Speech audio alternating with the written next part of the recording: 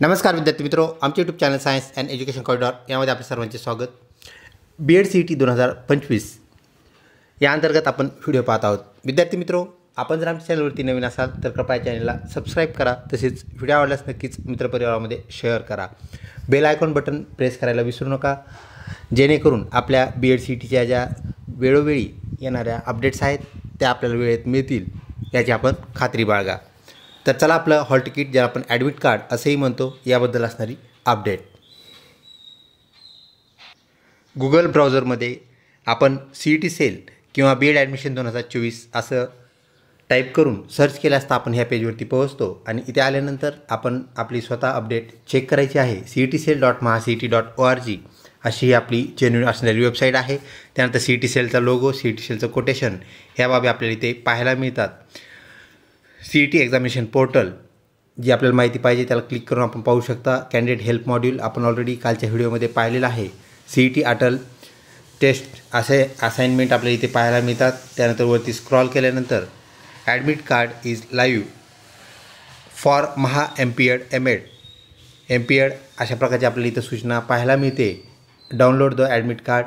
तर MPEdचे आणि MEdचे hall tickets available असलेली आपल्याला सूचना 12 तारखेला पब्लिश झालेली आहे। ही सगळ्यात शेवटची सूचना आहे, म्हणजेच इथे अपडेटमध्ये आपल्या BEd CETचं हॉल तिकीटचं अपडेटचं अजून सूचना येणं बाकी आहे। आणि हॉल तिकीटची इथं सूचना आल्यानंतर आपल्याला इथं आपण पाहू शकता, याला क्लिक करताच आपण एका पेजवरती जातो आणि आपली एनरोलमेंट आपण तिथं चेक केली, म्हणजेच आपलं ईमेल ॲड्रेस त्यानंतर पासवर्ड आपल्याला इथं टाकायचा आहे। ईमेल ॲड्रेस व पासवर्ड टाकल्यानंतर साइन इन याला आपल्याला क्लिक करायचं आहे। जर आपला पासवर्ड काही कारणास्तव गहाळ झाला असेल, हरवला असेल तर ईमेल ॲड्रेस आपल्याला इथं टाकायचा आहे आणि आय फॉरगॉट पासवर्ड याला क्लिक करायचं आहे। याला क्लिक करताच आपण इतर पासवर्ड जसे रिसेट करत असतो त्याप्रमाणे आपल्याला BEd CETसुद्धा पासवर्ड रिसेट करता येतो। आपला जो रजिस्टर्ड नंबर आहे त्यावरती OTP आलेला आपल्याला पाहायला मिळतो व त्याने करून आपल्याला पासवर्ड सेट करण्याची ती काय असते एक पद्धती जी आपल्याला ऑलरेडी माहीत आहे। तर आपण लॉग इन करूया। लॉग इन केल्यानंतर आपल्याला हे पेज ओपन झालेलं पाहायला मिळतं। इथे CET रजिस्ट्रेशन जे ऑलरेडी आपलं झालेलं आहे, त्यानंतर प्रोफाईल आपला अपडेट झालेला आहे। आपल्याला प्रोफाईल अपडेट करण्यासाठी CET सेलने सुविधा दिली होती, ज्यात जन्मदिनांक किंवा आपण इतर कुठलं नाव यात चेंज असेल तर ते आपण केलेलं आहे।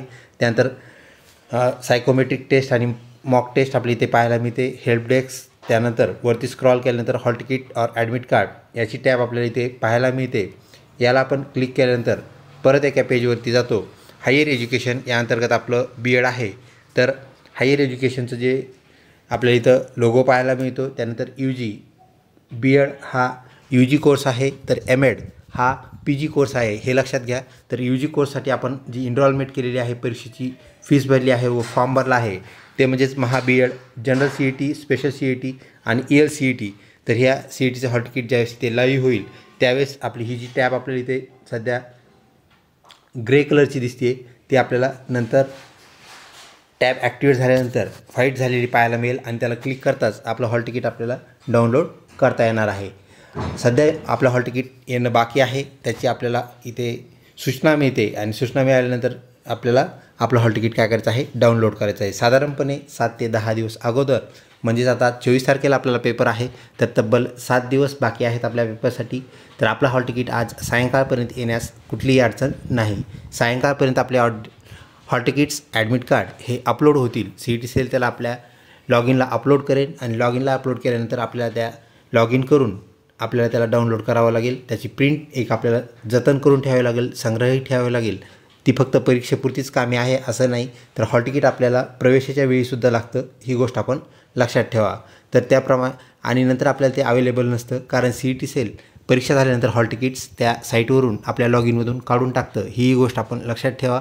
तसेच आपला जो फॉर्म आहे ज्याला आपण ॲप्लिकेशन फॉर्म म्हणतो तो सुद्धा आपल्याला परीक्षेपुरताच मर्यादित नाही, तर ॲडमिशनसाठी सुद्धा तो आपल्याला लागतो। त्या अगोदर आपण दोन्ही आपलं ॲप्लिकेशन फॉर्म आणि ॲडमिट कार्ड ज्याला आपण हॉल तिकीट म्हणतो त्याचीही प्रिंट आपण शेवटपर्यंत जतन करून ठेवणं गरजेचं आहे। PDF फॉर्ममध्येही त्याला जतन करून ठेवा, तसेच त्याची हार्ड कॉपी म्हणजेच त्याची प्रिंटसुद्धा आपल्याजवळ आपण ठेवावी। तसेच काही विद्यार्थ्यांचा संभ्रम आहे, आपली परीक्षा कधी आहे, किती तारखेला आहे, त्याचा शेड्यूलही आपण पाहूया। व्हिडिओ आवडत असल्यास नक्कीच लाईक करा, तसेच मित्रपरिवारामध्ये शेअर करण्यास कुठलीही हरकत नाही। विद्यार्थी मित्रो, आपल्या CET सेलवरचा हा आपला पब्लिश झालेला नोटिफिकेशनचा स्क्रीन आपण पाहू शकता। त्यामध्ये CET अकॅडमिक इयर 2025-26 हे आपल्याला पाहायला मिळते आणि आपण वरती स्क्रॉल केल्यानंतर आपल्याला BEd CET जी आहे ती 5 नंबरला असलेली ते पाहायला मिळते। BEd general special and ESCT CET त्यानंतर हायर एज्युकेशन अंतर्गत आहे, ही गोष्ट आपण लक्षात ठेवा। तसेच 24, 25 आणि 26 तारखेला मार्च 2025ला आपली ही CET होणार आहे, म्हणजे 3 दिवस आपली CET होणार आहे। ती तीनही दिवस CET जी आहे ती 3 सत्रामध्ये दररोज होणार आहे। पहिल्या दिवशी 3 पेपर होतील 3 सत्रामध्ये, पहिलं सत्र, दुसरं सत्र, तिसरं सत्र म्हणजेच सकाळ सत्र ज्याला आपण मॉर्निंग सेशन म्हणूया, त्यानंतर आफ्टरनून सेशन दुपार सत्र आणि सायंकाळ सत्र म्हणजेच इव्हिनिंग सेशन। दररोज 3 वेगवेगळे पेपर होतील, म्हणजेच 9 पेपर आपले होणार आहेत। या 9 पेपरपैकी एक दिवस आपला पेपर असणार आहे, तोही एकाच सेशनमध्ये, आणि त्याच सेशनला आपल्याला त्याला हजर राहावं लागेल। ही गोष्ट आपण लक्षात ठेवा। आपल्या हॉल तिकीटवरती ॲडमिट कार्डवरती आपल्याला पेपरची वेळ, त्यानंतर आपल्या पेपरचा रिपोर्टिंग टाईम तसेच दिनांक आपल्याला पाहायला मिळेल। त्या अनुषंगाने आपल्याला कार्यवाही करायची आहे। तसेच जे BEd आपण इंटिग्रेटेड BEd या नावाने ओळखतो, त्या BEdची जी आपण CETचे फॉर्म भरले होते, फक्त इंटिग्रेटेड BEd याचेच फॉर्म आपण याबद्दल बोलत आहोत। तर ते फॉर्म CET सेलकडून ती परीक्षा रद्द करण्यात आलेली आहे। इतर CET कुठल्याही रद्द झाल्या नाहीत। MPEd MATचे CET रद्द झालेल्या नाहीत, त्या वेळेत होतील, हॉल तिकीट आल्याप्रमाणे त्या होतील। आणि आपल्या जनरल BEd CET त्यानंतर ELCT आणि स्पेशल BEd CET याला कुठलाही फरक, यात कुठलीही त्यामध्ये बदल झालेला नाही, ही बाब आपण लक्षात ठेवावी। तसेच आपल्या BEd CETचा जो सिलेबस आहे, अपडेटेड सिलेबस आपल्याला स्क्रीनवरती पाहायला मिळतो आहे, जो की CET सेलने ऑर्गनाईज केलेला आहे, पब्लिश केलेला आहे। त्यामध्ये आपण पाहू शकता syllabus and marking scheme for BEd CET।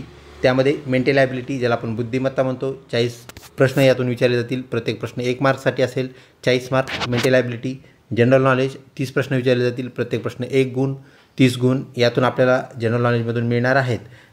Teacher aptitude म्हणजे शिक्षक अभिव्यक्ती 30 प्रश्न विचारले जातील, प्रत्येक प्रश्न 1 गुणासाठी असेल आणि 30 प्रश्न विचारले जातील, म्हणजेच 30 गुण यासाठी आपल्याला आहेत। म्हणजेच एकंदरीत 100 प्रश्न 100 गुण।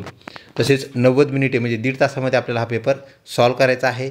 त्यानंतर मेंटल ॲबिलिटी जनरल नॉलेज या अंतर्गत आपल्याला कोणते घटक विचारले जातील हे त्यांनी ते नमूद केलेलं आहे, सांगितलेलं आहे। ऑलरेडी आपण जो सिलेबस आहे डिटेलमध्ये मराठी व इंग्रजी या दोन्ही भाषेतून पाहिलेला आहे। त्या सिलेबसची लिंक आपण आपल्या डिस्क्रिप्शन बॉक्समध्ये देऊ, जेणेकरून आपल्याला तोही व्हिडिओ पाहता येईल। त्यातील सगळे जे बारकावे आहेत ते आपल्याला नक्कीच कळतील। त्यानंतर टीचर ॲप्टिट्यूड तसेच काही सूचना आपल्याला इथं दिलेल्या पाहायला मिळतात। वारंवार विद्यार्थी कमेंटमध्ये विचारत आहेत, तसेच आपण कमेंटमध्ये त्यांना उत्तर दिलेली आहेतच, परंतु त्यांचे जे प्रश्न आहेत ते अशा प्रकारे, the test will comprise of multiple choice objective questions. तर टेस्टमध्ये फक्त ऑब्जेक्टिव्ह क्वेश्चन्स असतील, ज्याला आपण बहुपर्यायी प्रश्न असं म्हणतो। तर तब्बल आपल्याला 100 प्रश्न विचारले जातील।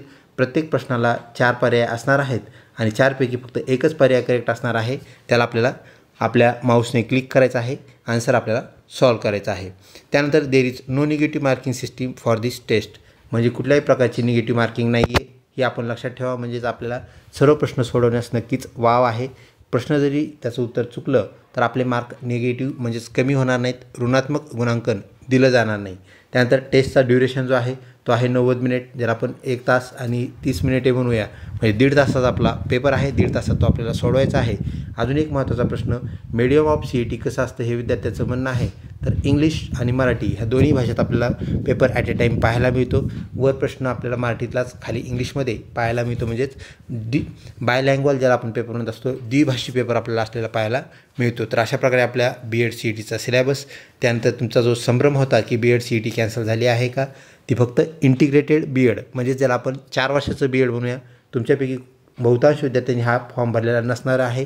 तर 4 वर्षाचं BEd यामध्ये कसं असतं, तर BA किंवा BSc त्याच्यासोबत BEd असा हा कोर्स असतो, ही बाब लक्षात घ्या। फक्त ज्यांनी हे फॉर्म भरले होते त्यांच्यासाठीच ही बदल त्यांनी लक्षात घ्यावा। आणि बाकी ज्या लोकांनी जनरल BEd CETचा फॉर्म भरला आहे, ELCT BEdचा फॉर्म भरलेला आहे, तसेच स्पेशल BEd CETचा फॉर्म भरलेला आहे, त्यांना कुठलीही गोष्ट करायची गरज नाही।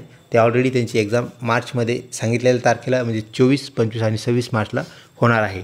कुठलीही अडचण असेल तर आपल्याला आपण कमेंट बॉक्समध्ये विचारू शकता। तसेच मागील वर्षाच्या प्रश्नपत्रिका आपल्या चॅनलवरती अवेलेबल आहेत, जेणेकरून आपल्याला आगामी येणारी जी प्रश्नपत्रिका आहे तर त्याचा अंदाज येईल, तसेच आपल्याला प्रश्न सोडवण्यास नक्कीच मदत होईल. लवकरच भेटूया पुढच्या अपडेटेड व्हिडिओमध्ये. तोपर्यंत धन्यवाद.